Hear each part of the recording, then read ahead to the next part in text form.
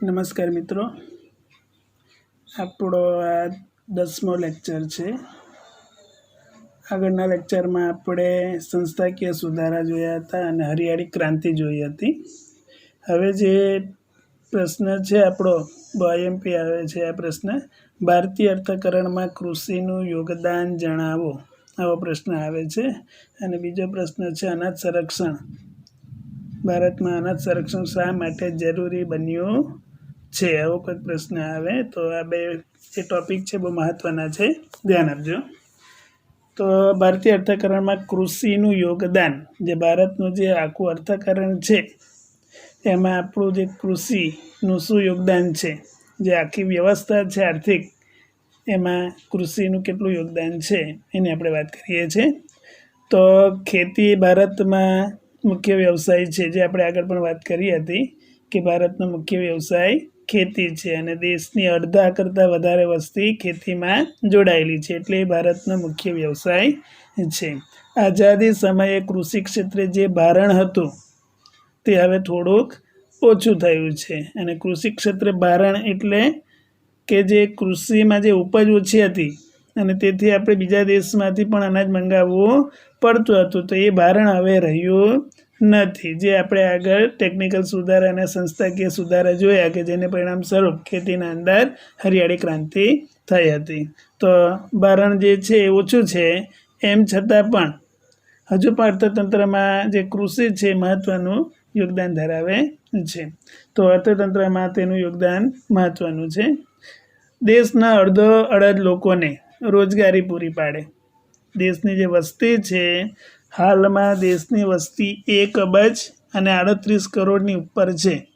તો અડધી જે વસ્તી છે આ લોકોને રોજગારી પૂરી પાડવાનું કામ કૃષિ કરે છે, ખેતી કરે છે. આપણે જોઈએ છીએ ભારતીય અર્થતંત્રમાં કૃષિનું યોગદાન, જેમાં પહેલું તમારે યાદ રાખવાનું છે દેશની અડધી વસ્તી 50% કરતાં વધુ વસ્તીને રોજગારી પૂરી પાડે છે. કૃષિ ક્ષેત્રના કુલ ઘરેલું પેદાશનો, જે કૃષિ ક્ષેત્ર છે એમાં જે કુલ ઘરેલું પેદાશ, જે આગળ શબ્દ આવી ગયો છે GDP, ગ્રોસ ડોમેસ્ટિક પ્રોડક્શન, જે ઘરેલું જે ઉત્પાદન જે થાય છે એમાં 70% હિસ્સો કૃષિ ધરાવે છે. તો યાદ રાખવાનું, કૃષિ ક્ષેત્ર દેશના કુલ ઘરેલું પેદાશના 70% હિસ્સો ધરાવે છે. ભારતની મહત્વની કૃષિ પેદાશો જેમ કે ચોખા, ઘઉં, તેલીબિયાં, કપાસ, શણ, ચા, શેરડી, તમાકુ, બટાકા, આ જે આપણી મહત્વની કૃષિ પેદાશો છે. અને આ જે કૃષિ પેદાશો જે છે જેની આપણે શું કરીએ છીએ, નિકાસ કરીએ એટલે બીજા દેશમાં મોકલવું, અને બીજા દેશમાં આપણે આ વસ્તુ મોકલીએ બદલામાં એ દેશના પૈસા આપણા દેશમાં આવે, એટલે નિકાસથી વિદેશી હુંડિયામણ આપણને પ્રાપ્ત થાય છે. ખેત પેદાશના ઉત્પાદનમાં વિશ્વભરમાં ભારત બીજા સ્થાને છે. આ પણ યાદ રાખજો, કૃષિનું જે આપણે યોગદાન છે એમાં આ મુદ્દો પણ લખવાનો કે ખેત પેદાશના ઉત્પાદનમાં વિશ્વમાં ભારત બીજા નંબરે છે, પહેલા નંબર પર ચીન છે. નિકાસના અંદર પણ વિદેશી હુંડિયામણ આપણને પ્રાપ્ત થાય છે. કઈ નિકાસ? તો આ કૃષિ પેદાશોની આપણે નિકાસ કરીએ છીએ, જેમાં ચોખા, ઘઉં, તેલીબિયાં, કપાસ, શણ, ચા, શેરડી અને તમાકુ તેમજ બટાકા. ધ્યાન આપજો. ખેત પેદાશના ઉત્પાદનમાં વિશ્વભરમાં આપણું સ્થાન કેટલામું છે? બીજું છે.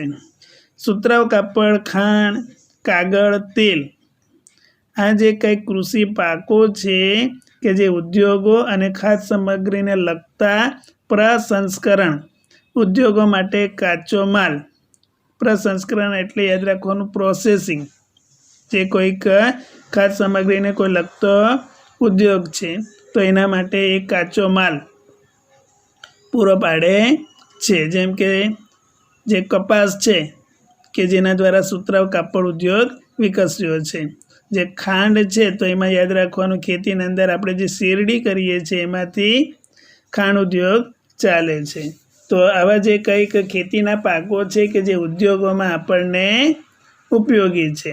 તો ખેતી માટેનો જે કાચો માલ જે છે,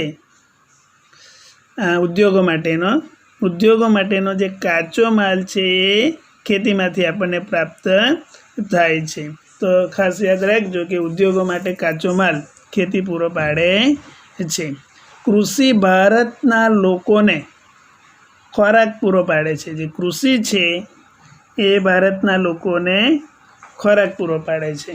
જો કે અનિયમિત અને અનિશ્ચિત વરસાદ, હવે આપણું જે કૃષિનું યોગદાન અહીં પૂરું થયું, કૃષિ ભારતના લોકોને ખોરાક પૂરો પાડે છે ત્યાં સુધી આપણો આ પ્રશ્નનો જવાબ આવશે ભારતીય અર્થકરણમાં કૃષિનું યોગદાન। જે 6 પોઈન્ટ આપેલા છે એ 6 પોઈન્ટ જે છે એ આપણે એમાં બતાવવાનું હોય।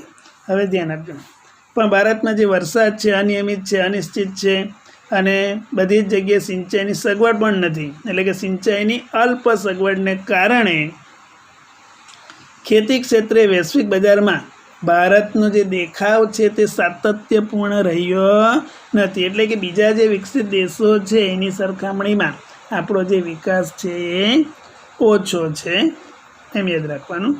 હવે અહીં આપણને એક કોઠો આપેલો છે કે જેમાં ભારતમાં અનાજનું વાર્ષિક ઉત્પાદન, આ જે આખો કોઠો તમારે જોવાનો છે કે જેમાં આપણું ઉત્પાદનની વાત કરી છે, ધ્યાન આપજો।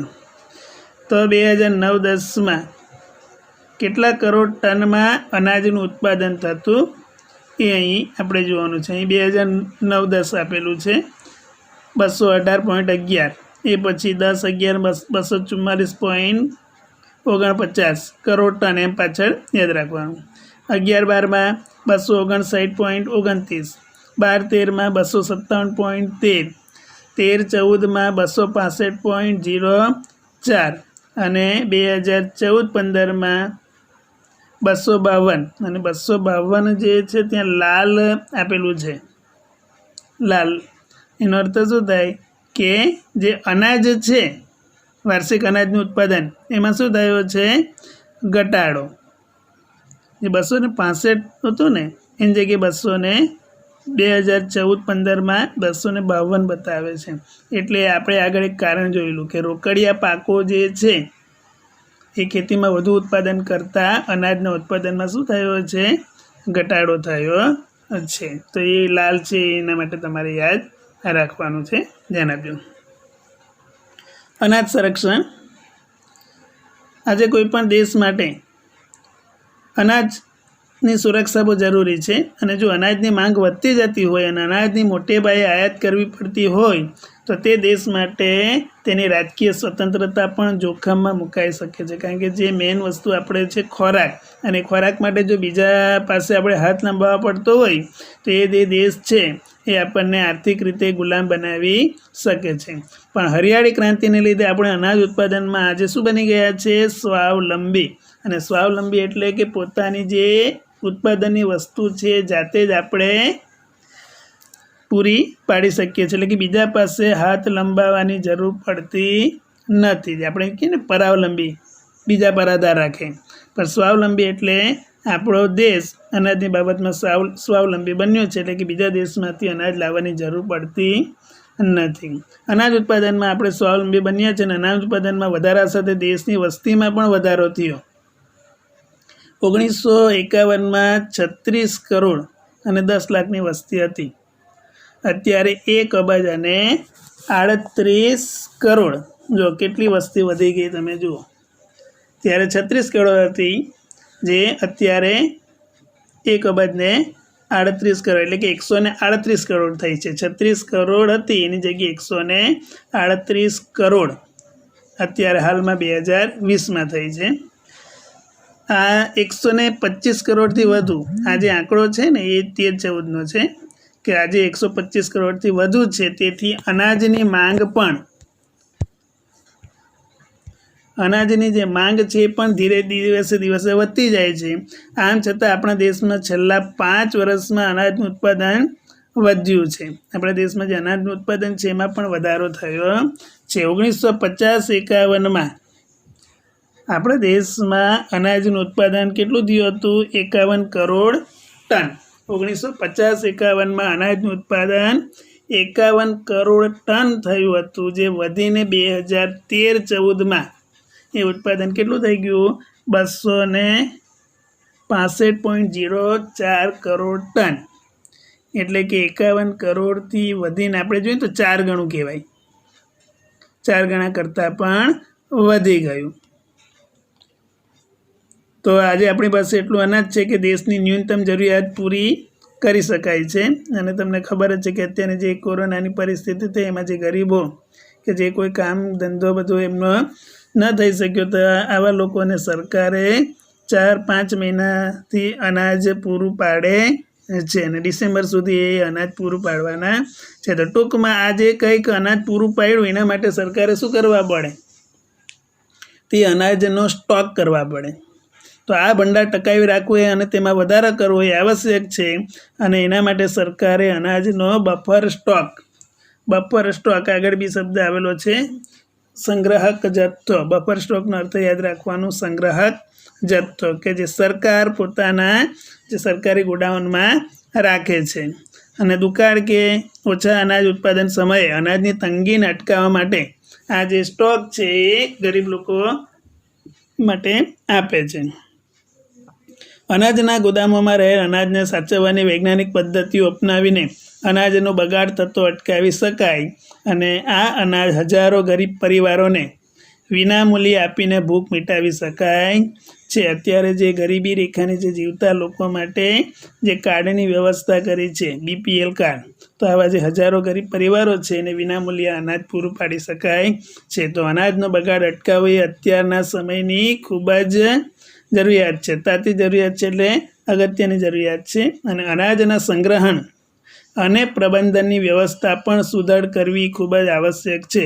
કારણ કે આપણા આયોજનના અભાવે ઘણીવાર અમુક ગોડાઉનના જે અનાજો છે એ બગડી જાય છે, ખરાબ થઈ જાય છે. ખાસ કરીને ચોમાસાનો સમયગાળો હોય ને તો તે સમયે આવા જે ગોડાઉનો છે ત્યાં પાણી ભરાઈ જતું હોય કે ઉપરથી પાણી ગળતું હોય, તો આવી પરિસ્થિતિમાં અનાજ બગડી જાય છે. તો આવું ઘણું અનાજ આપણે અહીં બગડતું હોય છે. તો આવું ન થાય એ માટે અનાજ સંગ્રહણ અને પ્રબંધનની વ્યવસ્થા ખૂબ જ સારી એવી કરવી જોઈએ. અને સરકારે ખાદ્ય સુરક્ષા કાયદા, હવે ખાદ્ય સુરક્ષા કાયદો એટલે ફૂડ સિક્યુરિટી એક્ટ, કે જેના દ્વારા ગરીબો સુધી અનાજ વિતરણ કરવાની જે જોગવાઈ કરીને સરકારે એક સારી શરૂઆત કરી છે. એટલે કે શરૂઆતના જે સમયના અંદર માણસ ભૂખ્યા મરી જતા, દુકાળ પડતો અને આખા ગામને ગામ સાફ થઈ જતા, એવું અત્યારની પરિસ્થિતિમાં થતું નથી. કારણ કે સરકારે એક કાયદો છે, અનાજ એ દરેક વ્યક્તિની જરૂરિયાત છે અને એના માટે આ ખાદ્ય સુરક્ષા કાયદો કર્યો છે કે અનાજ વ્યક્તિને મળવું જોઈએ. અને ગરીબ વ્યક્તિ માટે આ ખાસ આ કાયદો ખૂબ જ અગત્યનો છે કે જેને કામ ધંધો કે ન હોય કે કામ કરવાની પરિસ્થિતિમાં ન હોય, તો આવા જે વ્યક્તિઓને સરકાર આ કાયદા હેઠળ અનાજની સુરક્ષા પૂરી પાડે છે. તો મિત્રો હવે પછીનો જે ટોપિક છે એ આપણે બીજા લેક્ચરમાં જોશું. તો જે લેસન આની સાથે મૂકેલું હશે એ વ્યવસ્થિત કરજો. અને આગળ હવે બીજો જે કંઈક ટોપિક છે એ આપણે જોશું અને સાથે થોડોક નકશો છે પણ આપણે એમાં હું બતાવીશ, તે તમે જોઈ લેજો. તો હવે પછીનો જે છેલ્લો લેક્ચર આવશે કે જેમાં આપણો પાઠ પૂરો થશે. તો મિત્રો, ઓલ ધ બેસ્ટ.